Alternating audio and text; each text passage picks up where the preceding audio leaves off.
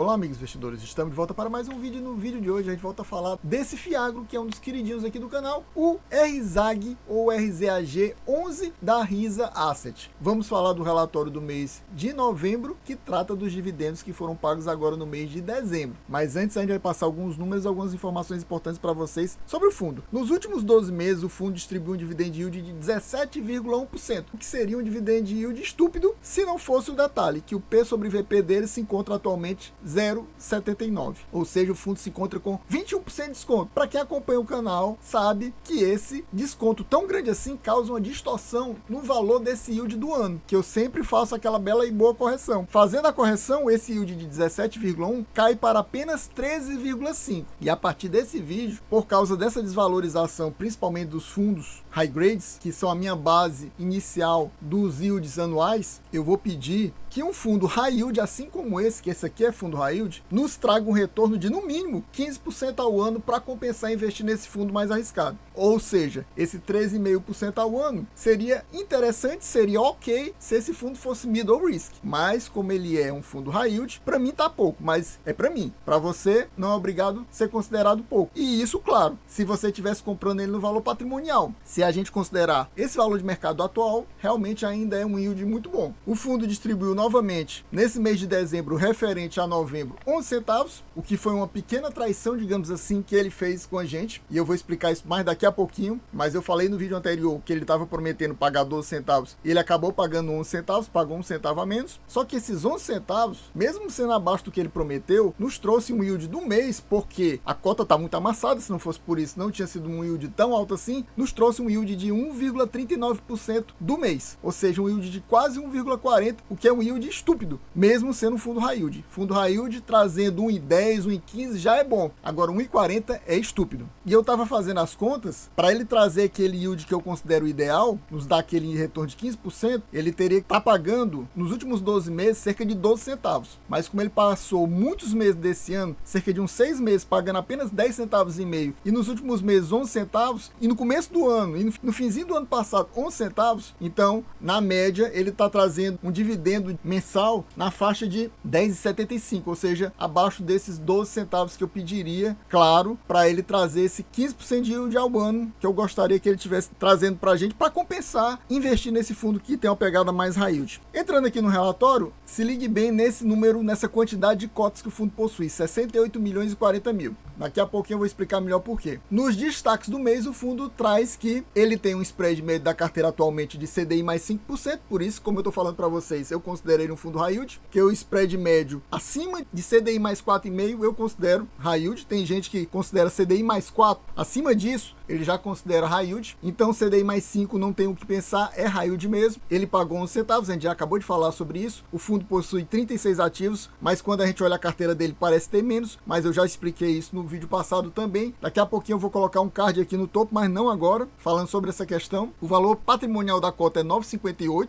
mas atualmente ele está bem abaixo disso. Você vê que o valor de mercado que fechou o mês de novembro foi 7,96, mas nesse mês agora, por causa de todo o problema gerado pela alta da Selic, ele conseguiu bater a mínima histórica dele, bateu R$ 7,13, mas agora no finalzinho do ano deu uma recuperada, mas está bem abaixo desse valor aí, cerca de 50 centavos abaixo desse valor. Atualmente ele está com alocação de patrimônio líquido de 102,81, ou seja, ele está com 3% de alavancagem. Ele é um dos fiagros com maior número de cotistas da nossa bolsa, quase 83 mil, e eu gostaria de aproveitar esse momento e perguntar para você, você possui RZAG11 na sua carteira? Está pensando em colocar ele na sua carteira ou até comprar mais para reduzir o seu PM, aproveitando esse momento que ele está super descontado? Ao contrário disso, você está pensando em vender ele por algum motivo que eu não sei qual seria ele. Afinal de contas, apesar dele estar bem descontado, ele não está com nenhum problema. Isso é muito importante, porque alguns fiagros estão baratos porque estão com problema. Esse aqui está com zero problema, nunca teve problema na carteira e mesmo assim está bem desvalorizado. Chegando aqui na DRE do fundo, mas antes disso a gente vê aqui esses retornos da cota do fundo. Você vê que no mercado secundário, no mês de novembro, o valor da cota dele variou de R$ 8,27 para apenas R$ 7,96. ou seja, teve uma variação negativa de 4%. E nesse mês ele começou com 7,96, mas como eu falei para vocês, caiu até 7,13, só que já deu uma recuperada. Mas de qualquer jeito, no momento, com a cota variando por volta de 7,50, ele está com desconto em relação ao mês passado também, ao final do mês passado. Então, a gente está com uma variação negativa até o momento. A gente só tem mais 3 dias para recuperar. Vamos ver se ele vai dar uma recuperada e ver se ele volta pelo menos a 7,96 ou bem próximo para a variação ficar quase zero. Eu acho muito difícil ele ultrapassar esse 7,96 e chegar a dar uma variação positiva nesse mês. A gente entra aqui na DRE, que é uma das piores DREs que existe, só tem 2 meses e é bem resumida, só tem total de receitas, despesa, taxa de performance, que não deixa de ser uma despesa, que ele coloca separado como se não fosse uma despesa, é até estranho porque é despesa também, mas ele separa aqui nas contas, e o resultado do fundo, ou seja, o lucro que o fundo teve. Então, no mês de outubro, ele chegou a ter um total de receita de 8.818.000, meio milhão a mais do que em novembro, que foi 8.349.000. E isso causou o quê? Um lucro menor. Você vê que o lucro no mês de outubro foi 7,5 milhões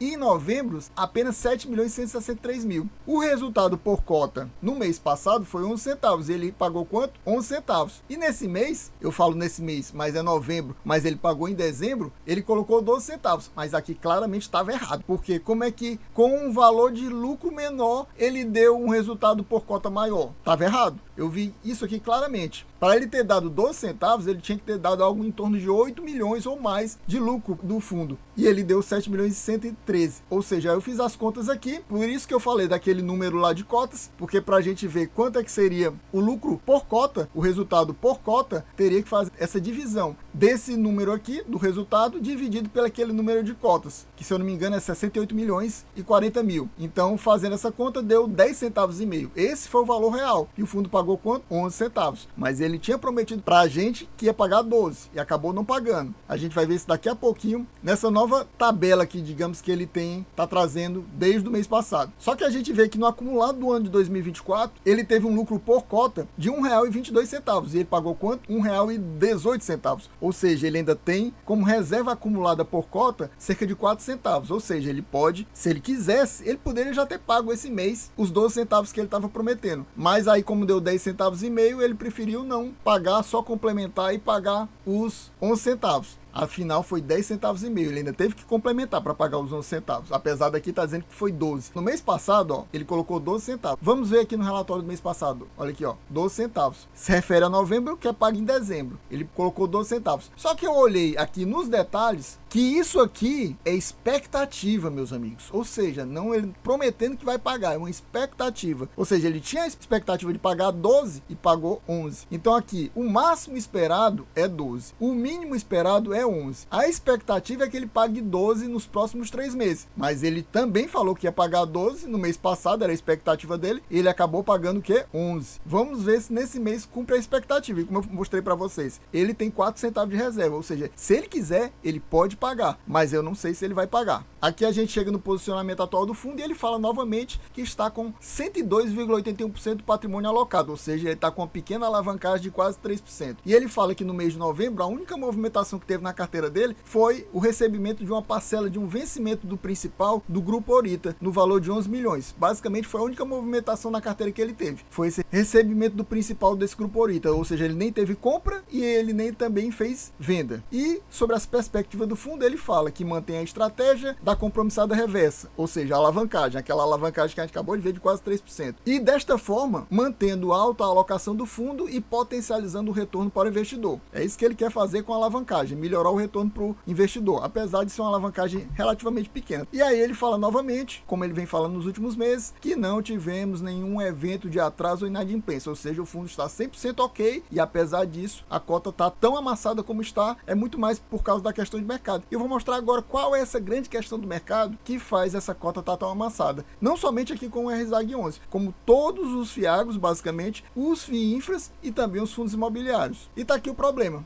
É exatamente esse Tesouro IPCA aqui, 2029, 35 e 45. O 29, que é o mais curto, no momento, praticamente 5 anos, tá quase IPCA mais 8. Ainda tem as pré-fixadas que estão dando um retorno muito bom. Meus amigos, então muita gente, como eu já falo, isso nos últimos meses, tá fugindo da renda variável e indo para renda fixa, investir aqui em títulos do Tesouro Público. Então é por isso que tem essa queda. Mas nos últimos 2 dias, pelo menos, na sexta passada e na segunda passada, antes do recesso agora que teve natalino, teve uma alta, tanto de Fiagro, como Fundo Imobiliário, como FIINFRA. Eles voltaram a subir até forte. E agora, pessoal, aqui no topo, eu vou colocar um cardzinho para você ver no vídeo do mês passado o que eu mostrei da carteira do RZAG 11, até porque não teve nenhuma mudança do mês passado para esse. Eu acho que fica até repetitivo eu trazer mês a mês essa mesma carteira repetitiva. Então vou deixar para você que tem interesse em conhecer a carteira do fundo, você vê o vídeo do mês passado para conhecer essa carteira. E se você quer ficar bem informado, meus amigos, sobre Fiagros, fundos imobiliários e FIINFRAs, não deixe de se inscrever no canal. Primeiro se inscreve no canal, deixa aquele likezão, muito importante deixar o like, para a gente conseguir fazer a maior quantidade de views possível e desta forma trazermos novamente o RZAG 11 para vocês no próximo mês. Deixe também o seu comentário dizendo se você possui ou não ele na sua carteira. É isso aí, valeu, até a próxima e fui!